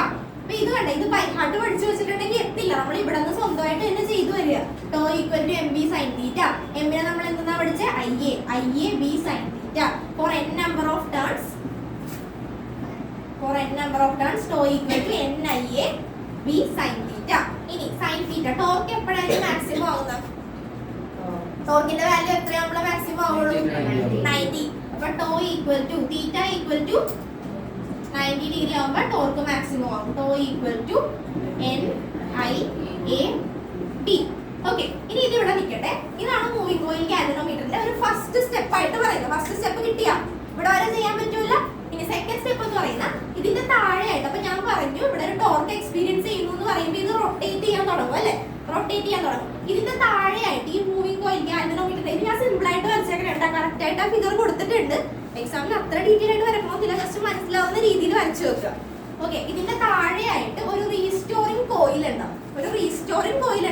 അപ്പൊ ഇത് ഈ ഒരു കണ്ടക്ടർ ഇങ്ങനെ റൊട്ടേറ്റ് ചെയ്ത് വരുമ്പോൾ ഈ റീസ്റ്റോറിംഗ് കോയിൽ എന്ത് ചെയ്യുമെന്ന് വെച്ചിട്ടുണ്ടെങ്കിൽ ഈ ഒരു ഡയറക്ഷനിൽ എത്തിക്കഴിയുമ്പോൾ ഇതിനെ തിരിച്ച് ഡിഫ്ലക്ട് ചെയ്യും. ഓക്കെ, തിരിച്ച് അതാണ് സെക്കൻഡ് സ്റ്റെപ്പ്. ഫസ്റ്റ് സ്റ്റെപ്പ് നമ്മൾ ഇവിടെ വരെ എഴുതി ടോർക്ക് ഉണ്ടെന്ന് പറഞ്ഞാൽ ടോർക്കിന്റെ ഒരു വാല്യൂ കണ്ടുപിടിച്ച് വെച്ചു. സെക്കൻഡ് സ്റ്റെപ്പ് ഇവിടെ ഇതിന് താഴെയായിട്ട് ഒരു റീസ്റ്റോറിംഗ് കോയിൽ ഉണ്ട്. അപ്പൊ ഇത് റൊട്ടേറ്റ് ചെയ്ത് ഇവിടെ വരുമ്പോൾ ഈ ഒരു ഡയറക്ഷനിൽ വരുമ്പോൾ ഇത് റീസ്റ്റോറിംഗ് കോയിൽ. അപ്പൊ ഇതിന് എന്ത് ചെയ്യും? വന്നതുപോലെ തന്നെ ഇങ്ങനെ വരുന്നു. അപ്പൊ ഇവിടെ നിന്ന് ഇങ്ങനെ റൊട്ടേറ്റ് ചെയ്താണ് വരുന്നതെങ്കിൽ ഇവിടെ എത്തുമ്പോൾ അതിന് തിരിച്ച് ഡിഫ്ലക്ട് ചെയ്യിപ്പിക്കും. നമുക്ക് torque restoring is directly proportional to phi. Torque restoring is directly proportional to phi. Phi എന്താന്ന് വെച്ചിട്ടുണ്ടെങ്കിൽ ഇവിടെ എത്തിക്കഴിയുമ്പോൾ അതിനെ തിരിച്ച് ഡിഫ്ലക്ട് ചെയ്യിപ്പിക്കുക. ആ ഡിഫ്ലക്റ്റിംഗ് ആംഗിളിനാണ് നമ്മൾ എന്തെന്ന് പറയാ? ഫൈ എന്ന് പറയാം. അപ്പൊ സെക്കൻഡ് സ്റ്റെപ്പ് ആലോചിച്ച് വെക്കുക. ഫസ്റ്റ് സ്റ്റെപ്പ് അവിടെ വരെ എഴുതാൻ പറ്റും. സെക്കൻഡ് സ്റ്റെപ്പ് ഒന്ന് ആലോചിച്ച് വെക്കുക കേട്ടോ. Torque restoring is directly proportional to deflecting angle phi. ഇതിന്റെ അടിയിലായിട്ട് ഒരു റീസ്റ്റോറിംഗ് കോയിൽ ഉണ്ടാവും. അപ്പൊ അതിങ്ങനെ റൊട്ടേറ്റ് ചെയ്ത് ഇവിടെ എത്തുമ്പോൾ അത് തിരിച്ച് അതിനെ ഡിഫ്ലക്ട് ചെയ്യിപ്പിക്കും. ആ ആംഗിൾ ആണ് ഡിഫ്ലക്റ്റിംഗ് ആംഗിൾ ഫൈ എന്ന് പറയുന്നത്. ഓക്കെ, ഇനി നമുക്ക് ഈ സ്റ്റെപ്പ് ഒന്ന് എഴുതി കഴിയുമ്പോൾ നമുക്ക് tau equal to proportionality constant മാറ്റി ഞാൻ കെ എന്ന് പറയുന്ന ഒരു കോൺസ്റ്റന്റ് കൊടുത്തു. കെ ഫൈ എന്ന് കൊടുത്തു. ഓക്കെ, അപ്പൊ നോക്കിക്കേ, നമുക്ക് ടോർക്കിന് രണ്ട് ഇക്വേഷൻ കിട്ടിയിട്ടുണ്ട്. ഓക്കെ, ഇനി നമുക്ക് ഇതിനെ രണ്ടിനെയും ഇക്വിലിബ്രിയത്തിൽ ഈക്വൽ ടു എഴുതി ഈക്വൽ ആക്കി എഴുതാം. So tau equal to this is equation number 1, this equation number 2.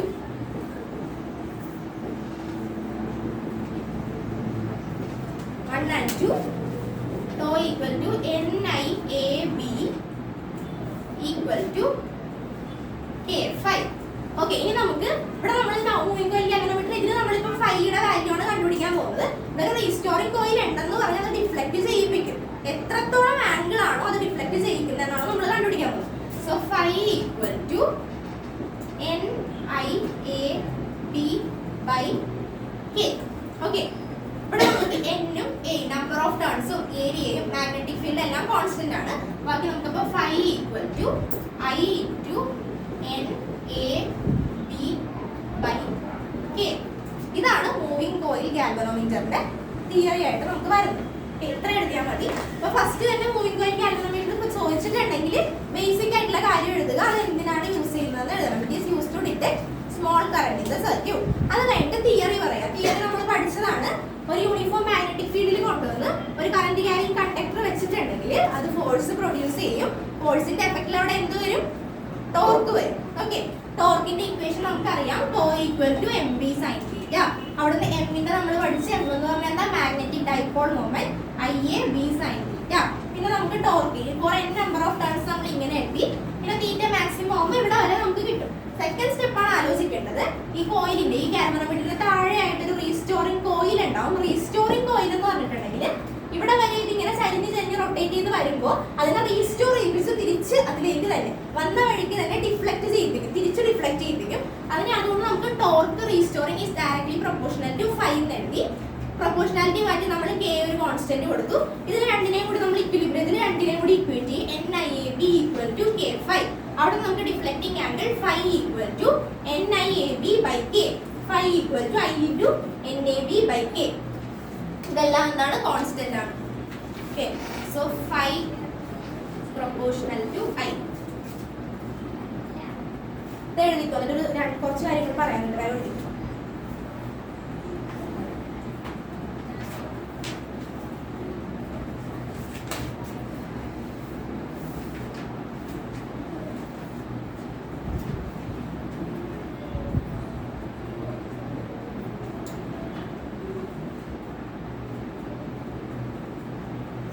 പ്രാക്ടിക്കലിൽ moving coil ചെയ്യാനുണ്ടോ? ഉള്ളതല്ലേ? അപ്പൊ ആ സ്കെയിലൊക്കെ കണ്ടിട്ടുണ്ടോ? അതിന്റെ പൊക്കത്തുള്ളത് റിഫ്ലക്ട് ചെയ്ത് വരുന്നത് സ്കെയിലൊക്കെ കറക്റ്റ് ആയിട്ട് കണ്ടിട്ടുണ്ടോ? അപ്പൊ അത് കൂടുതൽ ചെയ്ത് കഴിയുമ്പോൾ മനസ്സിലായിക്കോളും എന്താ സംഭവം. തിയറിനേക്കാളും കൂടുതൽ ചെയ്ത് കഴിയുമ്പോൾ മനസ്സിലാവും. എല്ലാവർക്കും ഉണ്ടാവും അറിയില്ല. ഉണ്ടാ ഗാൽവനോമീറ്റർ അല്ല, മൂവിംഗ് കോയിൽ ഗാൽവനോമീറ്റർ +2 ലെവൽ ഉണ്ടാകുന്ന നോക്കണില്ല. ഹാഫ് റിഫ്ലക്ഷൻ ഉണ്ട്.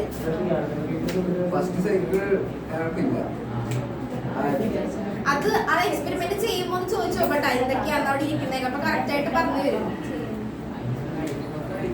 നമുക്കിപ്പോ തിയറിറ്റിക്കലി ഇത്രയും പഠിച്ചാൽ മതി. ജസ്റ്റ് നമുക്ക് ഇക്വേഷൻ വരെ എത്തിയാൽ മതി. അതിന്റെ ഡിഫ്ലെക്റ്റിംഗ് ആംഗിൾ കണ്ടുപിടിക്കാൻ ഫൈസ് ഡയറക്റ്റ് പ്രൊപ്പോർഷണൽ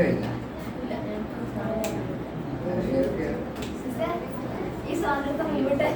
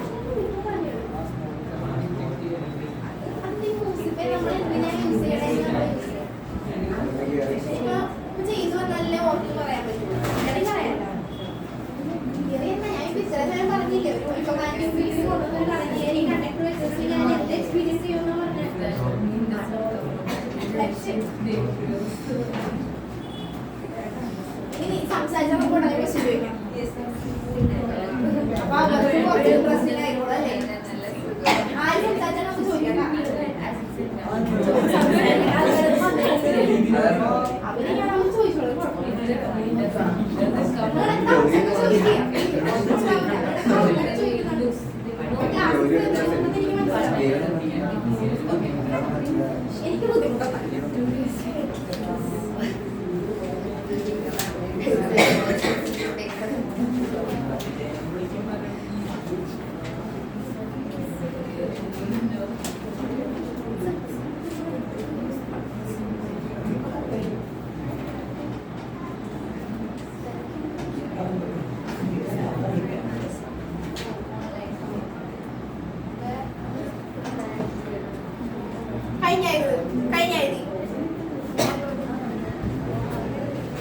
ഓൺലൈനിൽ ഇരിക്കുന്നവർക്ക് ഡൗട്ടൊന്നും ഇല്ലല്ലോ അല്ലേ?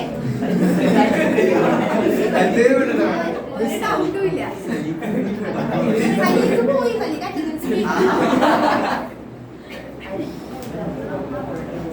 ആബ്സെന്റ് ഇടാൻ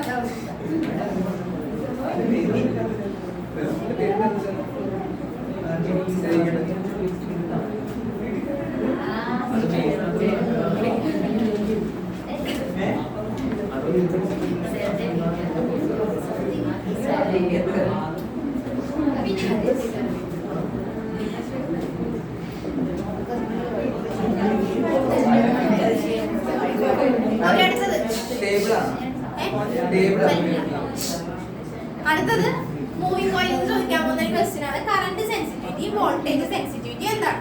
ഓക്കെ, അപ്പൊ നമ്മളിവിടെ പഠിച്ച ഇക്വേഷൻ എന്താ? Starting NIAB equal to K5 എന്ന് പഠിച്ചു. ഇതില് I/5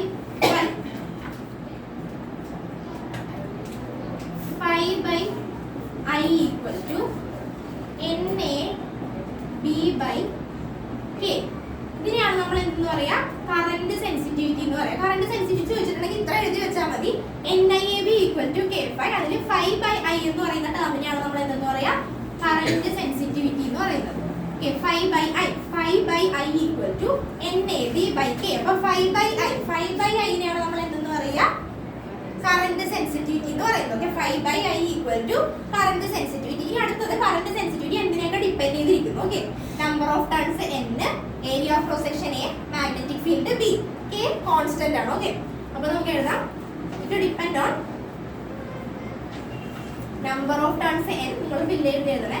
number of turns N, area of cross section A and magnetic field B. Okay, phi is directly proportional to NAB, inversely proportional to K. Okay, എഴുതല്ലേ ഇതോടെ പറഞ്ഞിട്ടുള്ളത്. അടുത്തത് voltage sensitivity. Voltage sensitivity എന്ന് പറയുമ്പോൾ NIAB by K phi.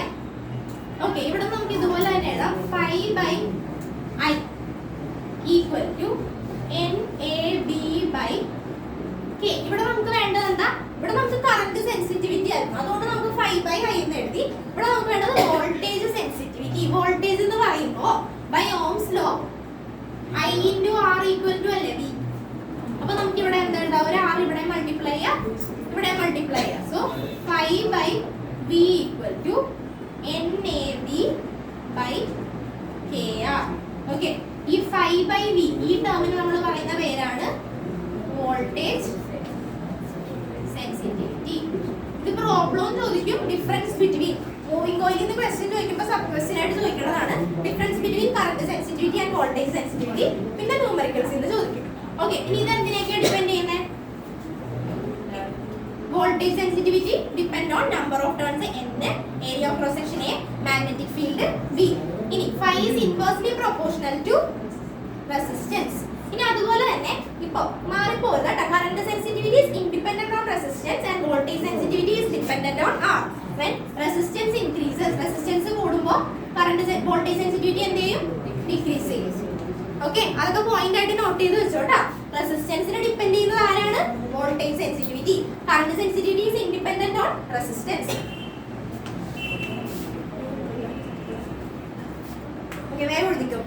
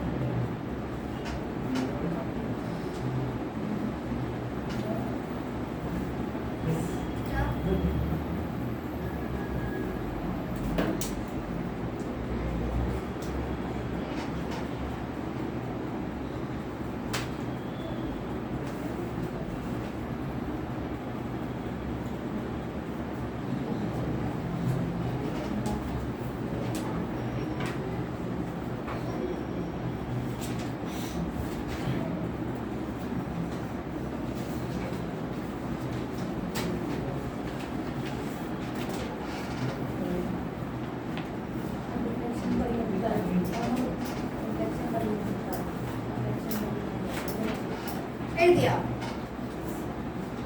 എഴുതിയോ?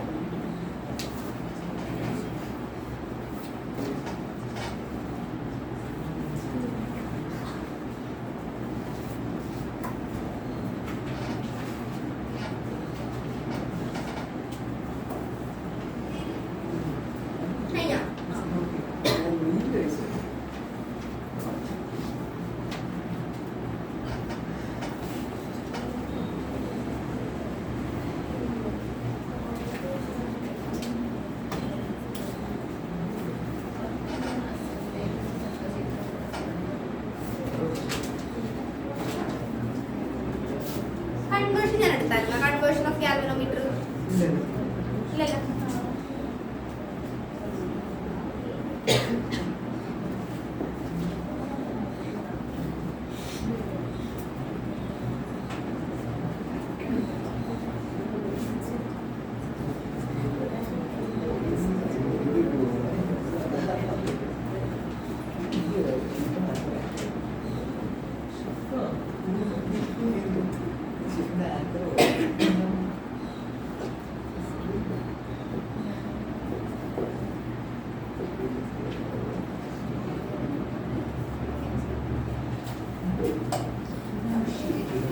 അടുത്തത് conversion of galvanometer into ammeter. Galvanometer നമ്മൾ എന്തിനാ use ചെയ്യുന്നത്?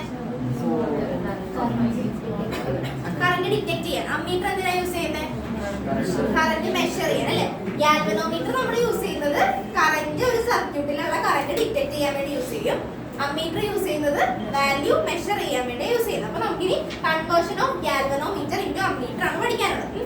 Galvanometer can be converted into ammeter by connecting a small resistance parallel to it. അതായത് galvanometer of resistance G. Okay, I current flow ചെയ്യുന്നു. Like ഇതിന് parallel ആയിട്ട് നമ്മൾ ഒരു small resistance വെക്കണേ. Small resistance S. ഇതിനെ നമ്മൾ പറയുന്നത് ഷണ്ട് എന്നാണ് പറയുന്നത്. ഷണ്ട്. ഓക്കെ, ഗാൽവനോമീറ്റർ അമ്മീറ്ററിലേക്ക് കൺവേർട്ട് ചെയ്യാൻ വേണ്ടി galvanometer can be converted into ammeter by connecting a small resistance shunt. ഒരു സ്മോൾ റെസിസ്റ്റൻസ് ഈ ഗാൽവനോമീറ്റർ ഓഫ് റെസിസ്റ്റൻസ് ജിക്ക് പാരലൽ ആയിട്ട് നമ്മൾ എന്ത് വെച്ച് കൊടുക്കും? ഒരു ചെറിയ റെസിസ്റ്റൻസ് പാരലൽ ആയിട്ട് വെച്ച് കൊടുക്കും. ഓക്കെ,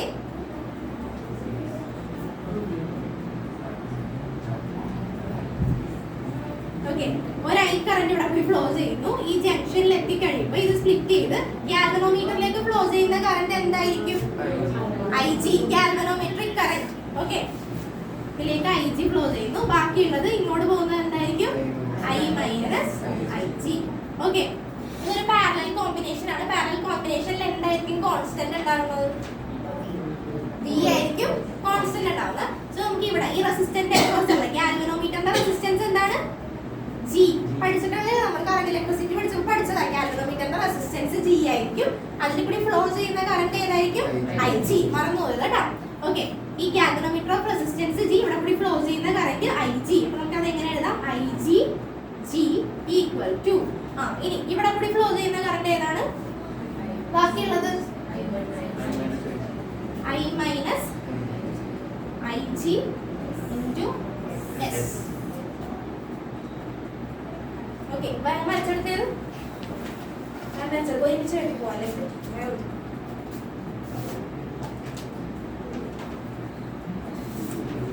അക്വരി എഴുതുന്നുണ്ടോ?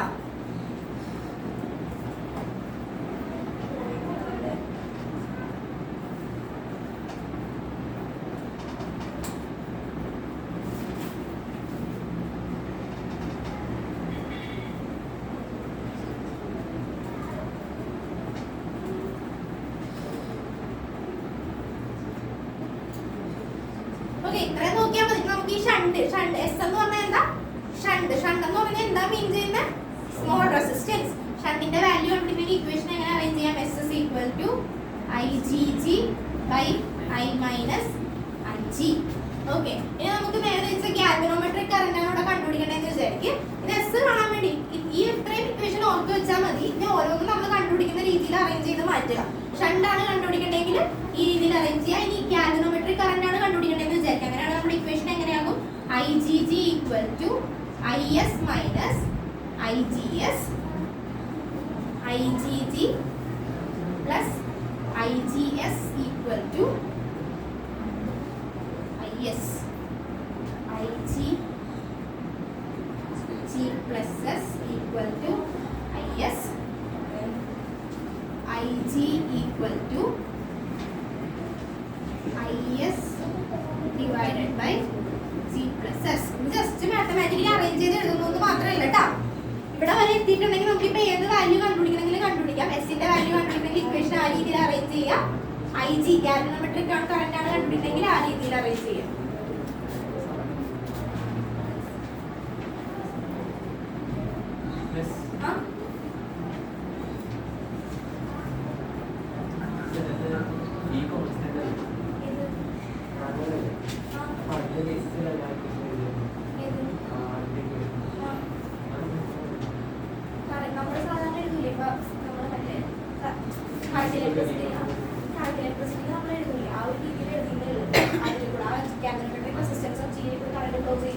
ബാക്കിയുള്ള റെസിസ്റ്റൻസ് പ്ലസ് നമുക്ക് ഇക്വേഷൻ വൈസ് ആണെങ്കിൽ ഇക്വേഷൻ ആക്കി എഴുതി വെക്കാം. സാധാരണ ഒരു ഗ്രൂപ്പ് മനസ്സിലാക്കി എഴുതില്ല. എഴുതണമെങ്കിൽ അങ്ങനെ എഴുതി വെക്കാം. അത് മാത്രം ഓർത്തിരിക്കാൻ വേണ്ടി തന്നെ അത് മാത്രം എഴുതി വെച്ചിട്ട് ബാക്കി ഓരോന്നും അറേഞ്ച് ചെയ്താൽ മതി. എല്ലാം പഠിച്ചു വെക്കണ്ട. ഇത് മാത്രം പഠിച്ചിട്ടുണ്ടെങ്കിൽ കേസിന്റെ വാല്യൂ കണ്ടുപിടിക്കാം, ഐസിന്റെ വാല്യൂ കണ്ടുപിടിക്കാം.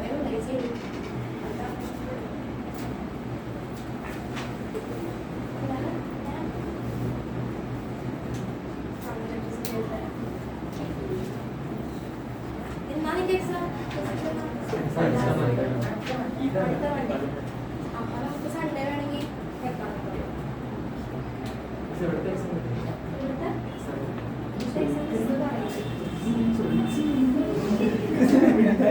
എന്തായാലും ഉണ്ടാവും എക്സാം. നേരത്തെ ചോദിച്ചതേ ഉള്ളൂ, നേരത്തെ പഠിക്കാം, അത്രേ ഉള്ളൂ.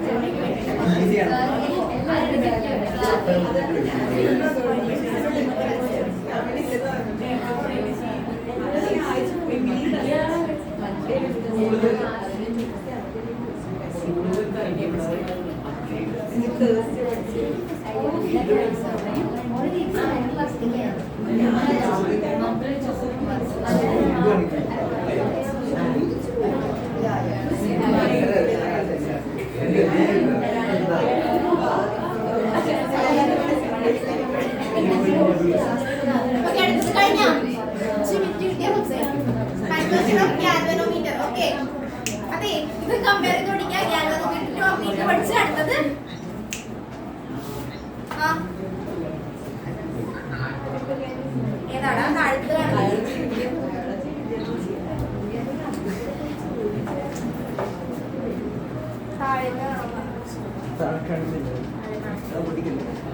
ഇത് താഴത്തേക്ക് പോവില്ല.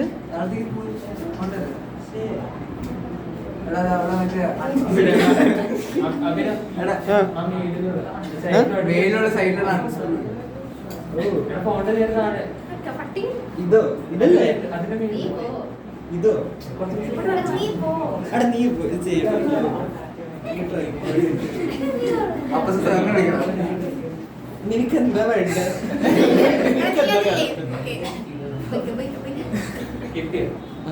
കിട്ടിയിട്ടില്ല അവര് കാണുന്നില്ല. അവിടെ ഡിൽറ്റ് ചെയ്ത് വിളിച്ച കുറച്ച് ഡിൽറ്റ് ചെയ്ത് വിളിച്ച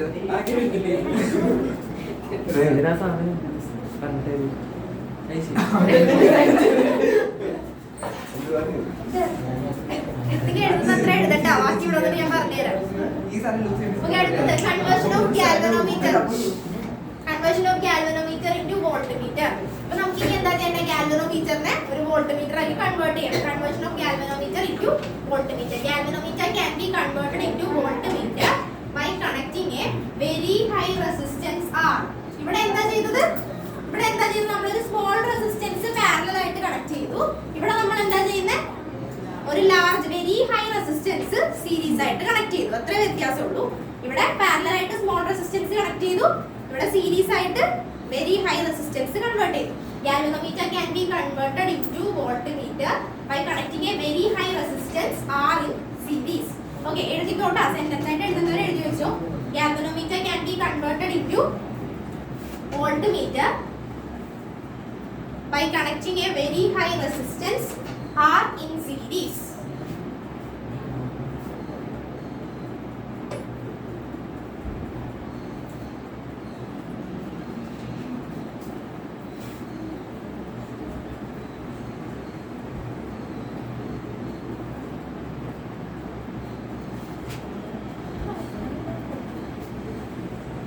Okay. ഇവിടെ നമുക്ക് by Ohm's law V equal to IR. ഇവിടെ നമ്മൾ വോൾട്ട് എഴുതുമ്പോൾ V equal to ഇവിടത്തെ കറന്റ് ഏതാണ്? Galvanometric current IG. സീരീസ് ആയതുകൊണ്ട് സെയിം കറന്റ് ആയിരിക്കും ഫ്ലോ ചെയ്യുന്നത്. V equal to IG into effective resistance. ഗാൽവനോമീറ്ററിന്റെ റെസിസ്റ്റൻസ് ഏതാണ്? G. Very high resistance R. So effective resistance എന്ന് പറയുമ്പോൾ G plus R. V equal to IG into G plus R. Current galvanometric current IG, ബാക്കിയുള്ള ഗാൽവനോമീറ്ററിന്റെ resistance G യും very high resistance is denoted as R. So effective resistance എന്ന് പറയുമ്പോൾ series ആവുമ്പോൾ G plus R. ഇനി നമുക്ക് വേറെ R ന്റെ വാല്യൂ ഇപ്പോൾ കണ്ടുപിടിക്കണമെങ്കിൽ V by IG equal to G plus R. R equal to V by IG G minus ഏതാണോ കണ്ടുപിടിക്കേണ്ട ആ രീതിയിലേക്ക് ഇക്വേഷൻ മാറ്റണേ.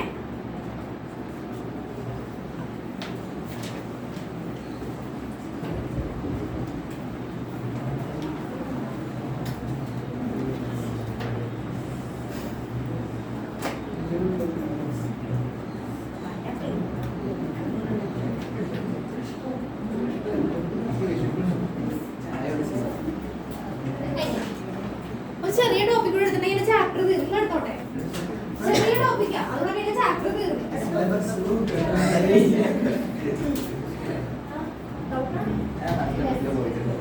ചെറിയ ടോപ്പിക്, അതുകൂടെ കഴിഞ്ഞ ചാപ്റ്റർ കഴിഞ്ഞല്ല. നമുക്ക് അടുത്ത ക്ലാസ്സിൽ പ്രോബ്ലം ചെയ്യാം.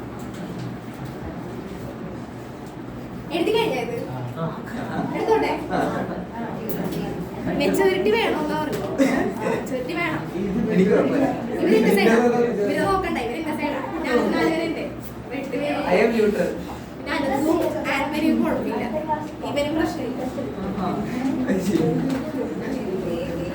എഴുതിയാ എലക്ഷൻ എഴുതി കഴിഞ്ഞാ?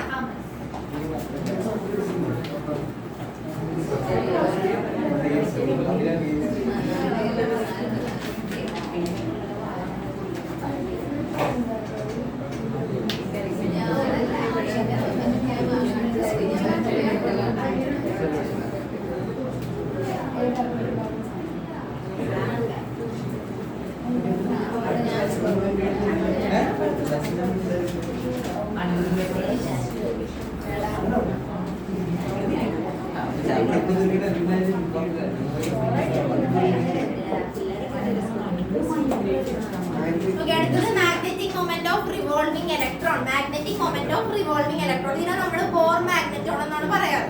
നിങ്ങൾക്ക് അത്രയും ഡീറ്റെയിൽ ആയിട്ട് പഠിക്കേണ്ട bore magneton. Okay, magnetic moment of revolving electron. അപ്പോൾ ഒരു ന്യൂക്ലിയസ്, അതിന് ചുറ്റും ഒരു ഇലക്ട്രോൺ റിവോൾവ് ചെയ്യണം. അപ്പൊ നമ്മൾ കൺസിഡർ ചെയ്യേണ്ടത് ഒരു കറന്റ് ഒരു സർക്കുലർ കോയിലിന് ചുറ്റും റിവോൾവ് ചെയ്യും. ഒരു കറന്റ് ഫ്ലോ ചെയ്യണമെന്ന് വിചാരിക്കാം. Magnetic moment of revolving electron ആണ്.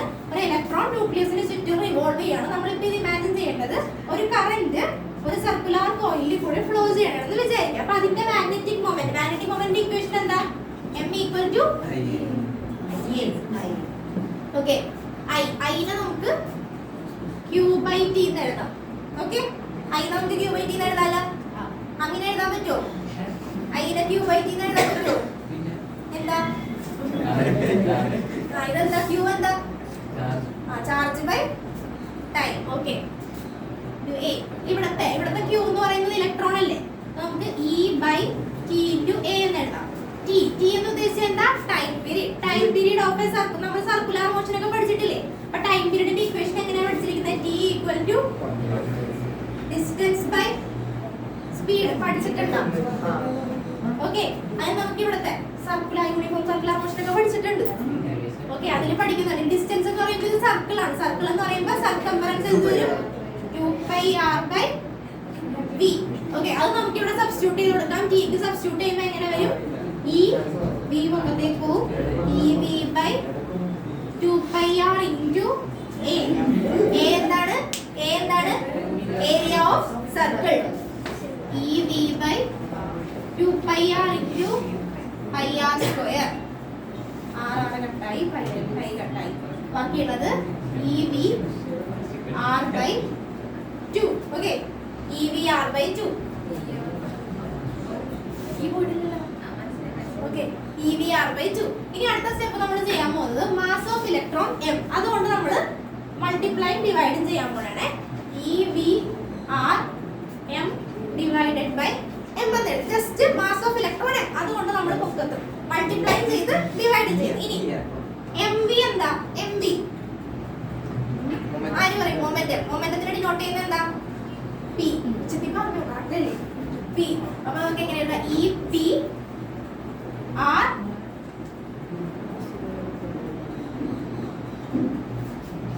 ഇത്രയൊന്നും എഴുതിക്കാലും വായിക്കാൻ പറ്റില്ല.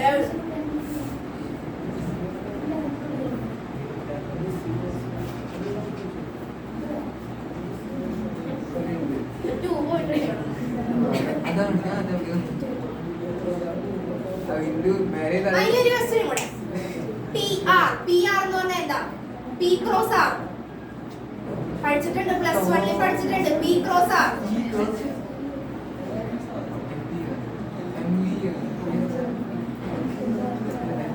Angular momentum L equal to R cross P. പഠിച്ചിട്ടില്ല ആംഗുലർ മൊമെന്റം? അപ്പൊ നമുക്ക് ഇതിന് പകരം എന്തെന്ന് കൊടുക്കാം? L എന്ന് കൊടുക്കാല. EL/2m. ഓക്കെ, ഇനി മാഗ്നറ്റിക് ഡൈപോൾ മൊമെന്റ് നമ്മൾ m വെച്ചാണ് ഡിനോട്ട് ചെയ്തത്.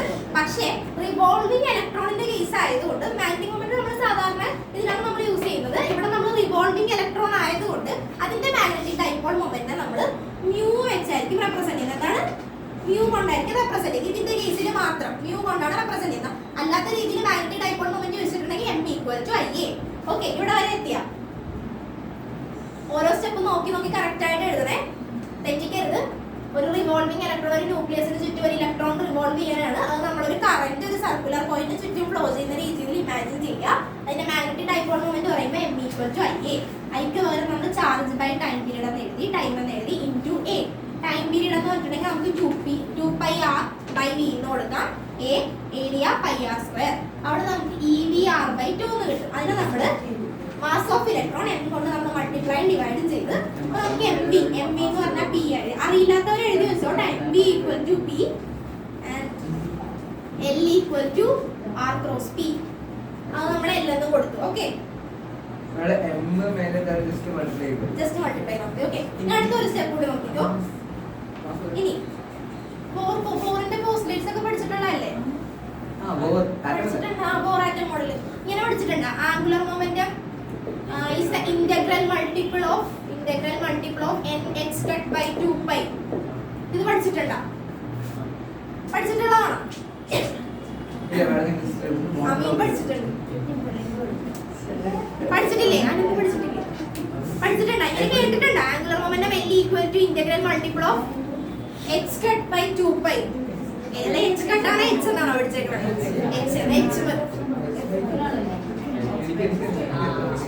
h/2π എന്ന് പഠിച്ചിട്ടില്ലേ? h കട്ട് പറഞ്ഞോണ്ടാണ് ഹയർ ലെവൽ h കട്ട്. ആ ഒരു ഇതില ഞാൻ പറഞ്ഞ, സോറി, nh/2π. അപ്പൊ നമുക്ക് ഈ L നെ ഇവിടെ എന്ത് സബ്സ്റ്റിറ്റ്യൂട്ട് ചെയ്ത് കൊടുക്കാം? ഓക്കെ, ഈ nh/2 എന്നെ വേണ്ട, ജസ്റ്റ് ഇന്റഗ്രൽ മൾട്ടിപ്പിൾ ആയിരിക്കാം. ജസ്റ്റ്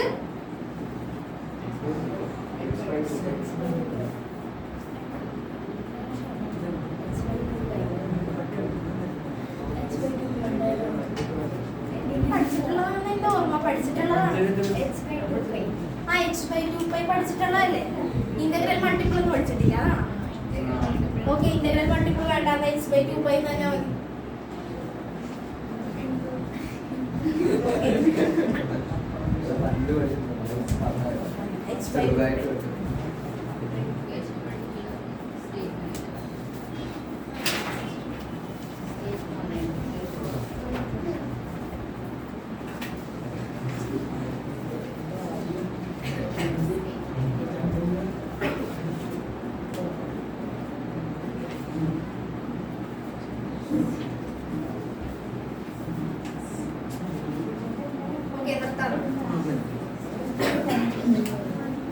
ഒരു കാര്യം ഞാൻ പറഞ്ഞോട്ടെ, കേട്ടിരുന്നാ മതി.